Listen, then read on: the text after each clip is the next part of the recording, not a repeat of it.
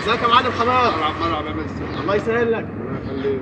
ليك كم سنة على تبيع بطيخ يا معلم؟ هي 40 سنة عم بيع بطيخ. ربنا يديك الصحة. مصر والصحيح. دايما كده نصب الموسم. ربنا يقويك والله. ما تقول لنا كده انواع البطيخ اللي انت اشتغلت فيها؟ أنواع، في طاووس طاووس وفي سكاتة سكاتة. وفي بجرة وفي ملوكي. يعني البطيخ ده على أنواع. اللي قدامنا ده ايه النوع ده يا معلم؟ ده ملوكي. ده ملوكي. والله انت راجل ملك انت يا باشا.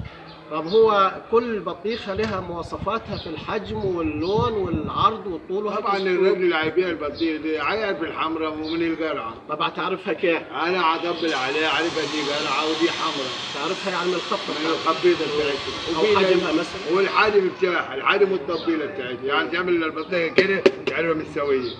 مثلا القرعه تعملها كده زي النحاس. ما تخبط بايدك. من خبرتك يعني. من الخبره. طب اسمعنا مسرع اقول النسوان عامله زي البطيخ. النسوان دي كانت زمان. المثل ده المثل دي كان زمان. الناس ما كانتش تعرف بعضيها. ما ما كانوش يسالوا بعض ويشوفوا ايوه. لكن دلوقتي الحال اتغير. فترة خطوبة يسأل عنها يسأل عنها ويتمشى فيها من هنا من هنا، والتليفونات اللي خربت الدنيا. الله عليك. ما كانش على ايامنا زمان. ما كانش على، كان اللي زمان اللي يقول على واحدة مثلا حمام هياخد بنت المثل راضي، امه يشيع امه وبعد امه يروح ابوه، بعد كده لو شافه مره واحده ما يتولى الا الدخله.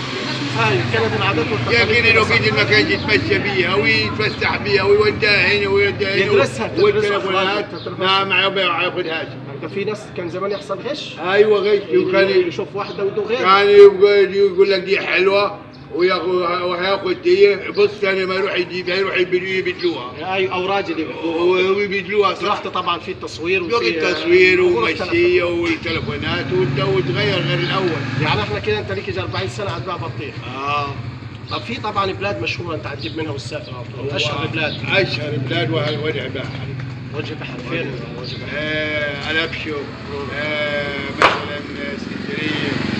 لكن اللي حوالينا ده هو تعب لنا جت طاووس ما اتكلت بطيخ. يعني مع احترامنا طبعا وخلص كبيرنا، هو الطاووس ده كبير يعني حجمه؟ كبير يطلع بال 17 كيلو البطيخ. هو احمر بس طعمه مختلف. ماليش طعم خالص. طب اسوان وقنا اسوان مع شفت على البطيخ عيدي بطيخ، يعني ازود بطيخه تطلع 5 كيلو بس تاكل بطيخ. اسم هادي يا معلم. هي كبومبو. اسم هي البطيخ ده النوع ده اسمه دي سكاتة. سكاتة. حتى في بلح برضه كده. ايوه بلح سكاتة. طب زمان احنا كنا نشوفه من 40 سنه كده ان الراجل يبيع البطيخ شريحه. يعني العيل يروح يجيب شريحه وفرحان بيها في معظم البلاد. ما كانش مقدر ابوه يجيب بطيخ. يجيب شريحه. كان يجيب شريحه كان يقطعها على الترابيزه كده ويبيع بالشقه. كان لها قطيعه كده. كان يبقى عاملها دي الهرم. والله.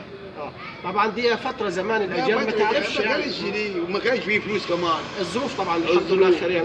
ممكن واحد ياخذ بطيختين وثلاثه. هو لو كده هياخذ باثنين وثلاثه. طب يعني النهارده هتعمل ايه معي في البطيخ؟ انا اديك بطيخه واذوقها لك ولو كانت حمراء وما تاخذهاش. ايوه انا اقول لك كم سنه اخذ منك بطيخ انا؟ لك زمان هتاخذ حاله واحده مني؟ لا والله ده دايما ما عشان كده احنا صورنا معك الفيديو يا معلم حمام. خليك ربنا يسهل لك ويبارك لك.